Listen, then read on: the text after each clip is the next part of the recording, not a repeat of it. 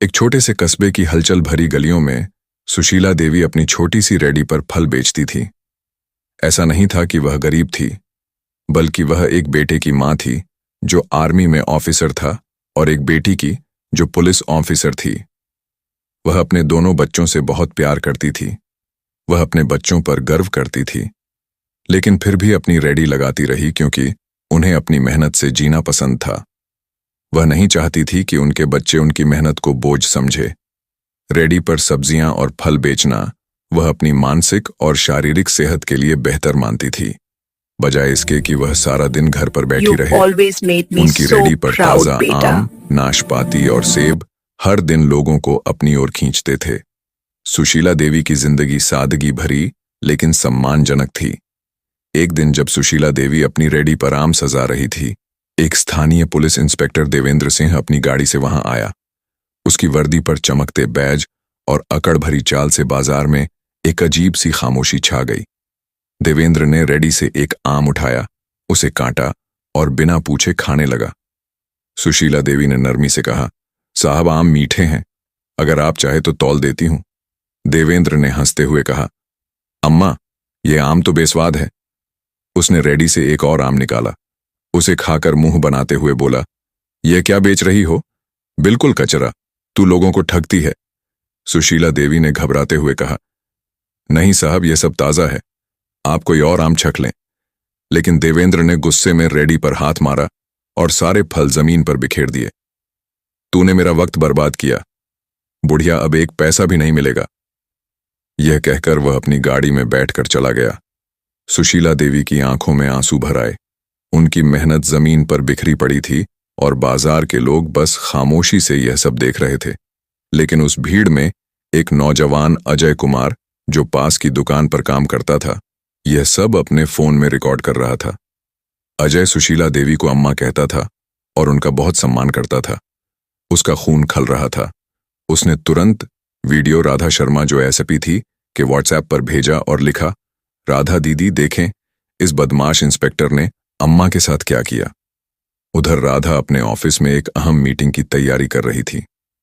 जब उसका फोन बजा और उसने वीडियो देखा तो उसका दिल गुस्से से भर गया। उसकी मां, जिसने उसे और उसके भाई को पालने के लिए रात दिन मेहनत की, आज सड़क पर बेस हो रही थी। उसने तुरंत अपने बड़े भाई वीरेंद्र को वीडियो भेजा और फोन किया। वीरेंद्र उस वक्त अपनी छुट्टी पर घर आने की योजना बना रहा था। जब उसने वीडियो देखा तो उसकी आंखें गुस्से से लाल हो गईं। ये क्या हो रहा है राधा? मैं अभी आता हूं। इस इंस्पेक्टर की खैर नहीं।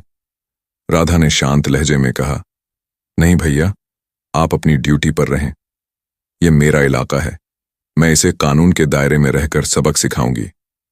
वीरेंद्र ने कहा, ठीक है, लेकिन इसे ऐसी सजा मिलनी चाहिए कि वह दोबारा कभी किसी की इज्जत पर हाथ न उठाए। और हां, मेरे आने से पहले सजा मिल जानी चाहिए, वरना मैं अपने तरीके से उसे देखूंगा। राधा ने अपनी मां से फोन पर बात की। सुशीला देवी ने रोते हुए कहा, बेटी छोड़ दें, वह भी पुलिस वाला है, हर एक से उलझना ठीक नहीं। लेकिन राधा ने कहा, मां आप चिंता ना करें, आपकी इज्जत मेरी इज्जत है, मैं उसे नहीं छोड़ूंगी। राधा ने एक योजना बनाई। उसने अपने भरोसेमंद ऑफिसर सब इंस्पेक्टर विकास पांडे को फोन किया।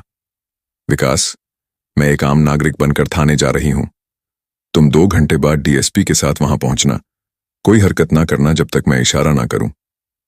राधा ने साधारण सलवार सूट पहना, तरह थाने पहुंची। वहां देवेंद्र सिंह अपनी मेज पर बैठा चाय पी रहा था और उसके साथ एक और सब इंस्पेक्टर मनोज तिवारी हंसी झांक कर रहा था। राधा ने कहा, साहब मुझे शिकायत दर्ज करानी है। कल आपने बाजार में एक औरत की रेडी गिराई और उसे बेस्ट किया। देवेंद्र हंस पड़ा, अरे वो बुढ़िया, उसने बेस्वाद फल बेचकर मेरा वक्त बर्बाद किया। चल यहां से निकल, कोई एफआईआर नहीं लिखी जाएगी। राधा ने हिम्मत से कहा, साहब आपने कानून तोड़ा है, मैं एफआईआर दर्ज करवाऊंगी। देवेंद्र गुस्से से उठा और चिल्लाया, तू हमें कानून सिखाएगी? ज्यादा बोली तो तुझे ही अंदर कर दूंगा। इसी दौरान थाने के बाहर एक गाड़ी रुकी। उसमें से एक स्थानीय नेता राम प्रकाश यादव उतरा, जो देवेंद्र का संरक्षक था। वह अंदर आया और देवेंद्र को देखकर हंसा। क्या देवेंद्र कोई नया शिकार मिला? लेकिन जब उसकी नजर राधा पर पड़ी तो उसका चेहरा सफेद पड़ गया। वह राधा को पहचान गया। उसने हकलाते हुए कहा, एसपी मैडम, आप यहां आपने बताया क्यों नहीं? देवेंद्र और मनोज के होश उड़ गए। एसपी मैडम, ये कौन है? देवेंद्र ने सोचा। इससे पहले कि वह कुछ समझ पाता, बाहर से लाल बत्ती वाली गाड़ियां आकर रुकी।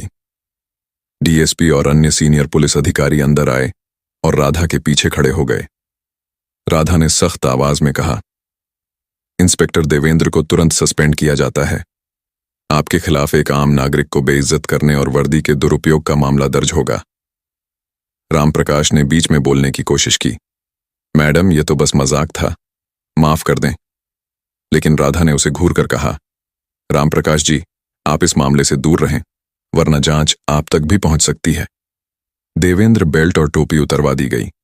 वे सिर झुकाए खड़े थे, लेकिन राधा जानती थी कि यह सिर्फ शुरुआत थी। रामप्रकाश जैसे लोग आसानी से हार नहीं मानते। कुछ दिनों बाद एक नई साजिश रची गई। सुशीला देवी की रेडी पर पुलिस का छापा पड़ा और उनके फलों के नीचे से अवैध हथियार बरामद किए गए। सुशीला देवी को गिरफ्तार कर लिया गया। खबर पूरे कस्बे में फैल गई। एसपी राधा शर्मा की मां हथियारों की तस्करी में पकड़ी गई। राधा समझ गई कि यह राम प्रकाश की चाल थी। उसने तुरंत एक प्रेस कॉन्फ्रेंस बुलाई और ऐलान किया, मैं इस केस की जांच से खुद को अलग करती हूं ताकि यह निष्पक्ष रहे, लेकिन मुझे कानून पर भरोसा है, सच सामने आएगा। राधा ने अजय से संपर्क किया और उससे कहा कि वह बाजार के सीसीटीवी फुटेज चेक करें। अजय ने दिन रात मेहनत की और एक फुटेज पकड़ी जिसमें एक शख्स रात के वक्त सुशीला देवी की रेडी के पास हथियार रखते हुए दिखाई दिया। वह शख्स राम प्रकाश का करीबी सहयोगी था। राधा ने डीएसपी के साथ मिलकर एक जाल बिछाया। उन्होंने झूठी खबर फैलाई कि मुलजिम की पहचान हो गई है और वह खुद पुलिस को सब कुछ बताना चाहता है कि इस मामले में कौन कौन शामिल है। रामप्रकाश घबरा गया और उसने अपने सहयोगी को खत्म करने की कोशिश की। वह अपने सहयोगी से मिलने गया, इससे पहले कि वह कुछ कर पाता। पुलिस ने उसे हाथों पकड़ लिया। उसने गिरफ्तारी के बाद रामप्रकाश के सारे राज खोल दिए। अगली सुबह रामप्रकाश को गिरफ्तार कर लिया गया। सुशीला देवी को सम्मान के साथ रिहा कर दिया गया। राधा अपनी मां को घर ले आई और कहा, मां, अब आपको रेडी लगाने की जरूरत नहीं, हम सब मिलकर रहेंगे। जब वीरेंद्र छुट्टी पर आया तो तीनों मां, बेटा और बेटी खुशी खुशी वक्त बिताते।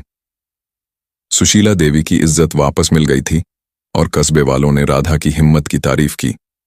इस तरह एक बुजुर्ग मां के बच्चे अपनी ताकत के बावजूद कानून के जरिए अपनी मां को इंसाफ दिलाते हैं। अगर आपको यह कहानी पसंद आई तो लाइक करें और चैनल को सब्सक्राइब जरूर करें।